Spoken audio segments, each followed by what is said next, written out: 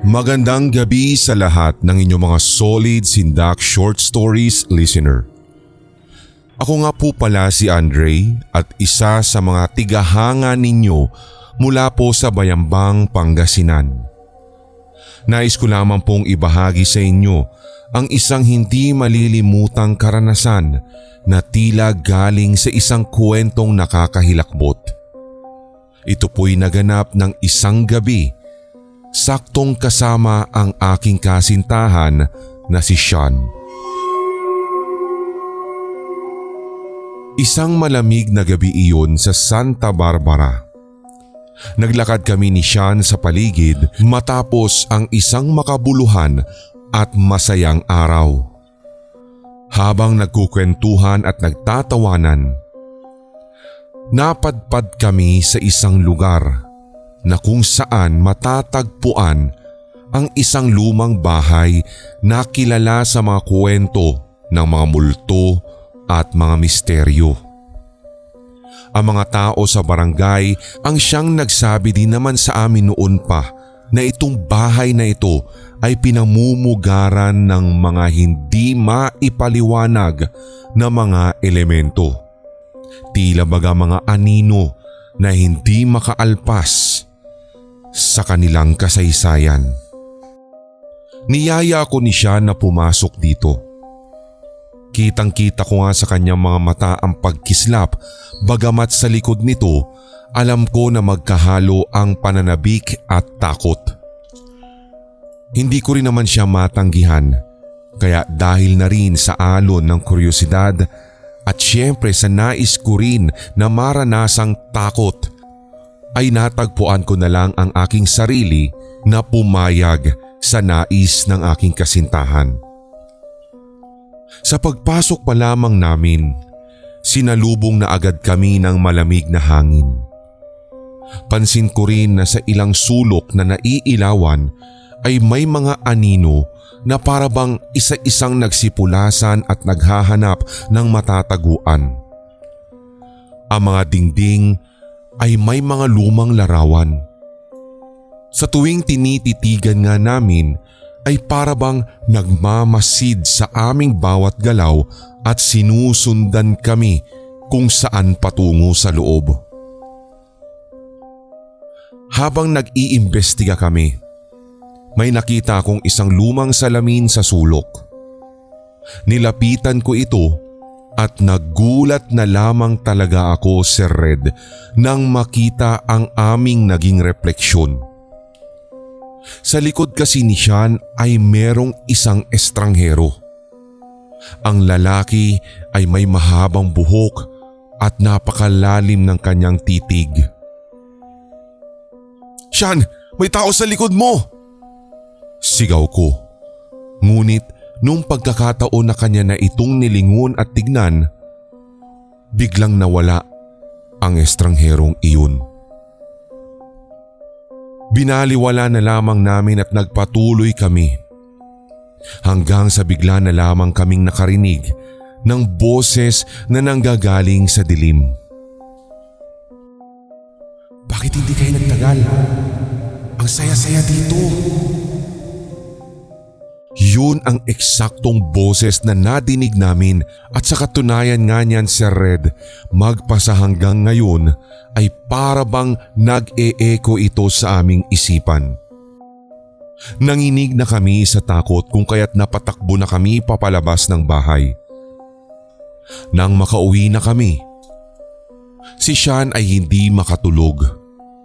Sa bawat oras nung gabi, naririnig daw niya ang mga hikbi at bulong. Tila may mga aninong nagmamasid din daw sa kanya. Inamin niya sa akin na may nararamdaman siyang kakaiba. Sabi pa nga'y, "Parang may sumusunod sa akin." Kumapit sa aking puso ang takot na iyon. Nang mga sumunod na araw, nagdesisyon kaming bumalik sa lumang bahay na ito, umaasa na makahanap ng sagot. Pero nang dumating na kami, nagulat kami nang makita ang bahay na tila winasak na. Ang mga pader ay naglalabas na ng malamig na hangin at talagang exposed kung ano ang itinatago nitong lihim mula sa loob. Sinubukan namin na pasukin ang ilang natitirang bahagi. Dito'y biglang umikot ang aming mundo. Natagpuan na naman namin ang estranghero. Ganun pa rin ang kanyang itsura. Tinititigan kami ng malalim at makahulugan at ngumingiti na siya ng nakakatakot. "Bakit hindi kayo nagtagal?" tanong niya. Napaatras ako ngunit si Sean ay tila naakit at namagnet sa kanya. "Sean, wag!" sigaw ko. Pero parang may kapangyarihan talaga ang estrangherong iyon kung kaya't unti-unting lumalapit na parang wala sa kanyang sariling katinuan si Sean. Dinig na dinig ko ang samot-saring hikbi na umiikot sa paligid at sa bawat sulok naroroon isa-isa lumalabas ang mga anino. Para nga din kaming inaabot sa pamamagitan ng kani-kanilang mga kamay. Hanggang sa nadinig namin ng sabay-sabay at palakas ng palakas ang mga boses na nag-uudyok sa amin na sumama na daw sa kanila. Naramdaman ko ang lamig na bumabalot sa aking katawan. Sa isang iglap na naman, biglang nawala ang estranghero. Isinigaw ko ang pangalan ng aking kasintahan at nakita ko na lamang siyang nakatayo sa harap ng salamin. Ang kanyang mga mata pa nga ay parang walang buhay. Pero makalipas ang ilang segundo'y, "Andre, nakikita mo ba sila?" Ang boses niya ay mababakasan ng takot. Lumapit ako sa kanya ngunit pagtingin ko sa salamin, naroroon na naman ang nakangiti na estranghero. Saktong-sakto na nasa likuran ng aking kasintahan. Sumigaw na ako at tinangkang hilahin si Sean papalayo, ngunit parang may hindi nakikitang puwersa ang humahawak sa kanya kung kaya't hindi ko siya mahila-hila.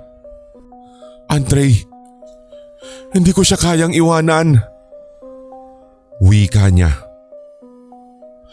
Parang ang lahat ay lumihis ng anyo. Ang hangin ay mas naging malamig at ang mga aninong kanina ko pa nakikita ay nagiging mas malapit sa akin. Sa isang iglap ay nagdilim ang buong kapaligiran at bumagsak si Sean sa sahig. Ang mga hikbi at bulong ay lumakas at alam kong hindi pa ito natatapos. Nang makabalik na kami sa aming bahay, nagtataka ako kung ano ang nangyayari sa amin at mangyayari pa sa mga susunod na gabi. Mula noon, ang mga boses at hikbi ay patuloy na bumabalot sa aming buhay at ang estranghero ay tila naghihintay ng pinakatamang pagkakataon upang muling makuha ang aking kasintahan. Sa bawat gabi, mistulang nagiging bihag kami ng isang kwentong hindi matapos-tapos.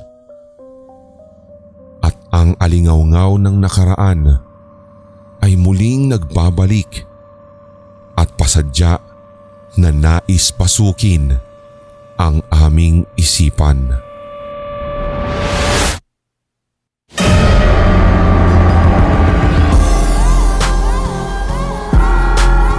At inyong napakinggan ang tampok na one-shot Tagalog horror story. I-like, mag-comment at i-share ang episode na ito sa inyong social media, mga certified kasindak.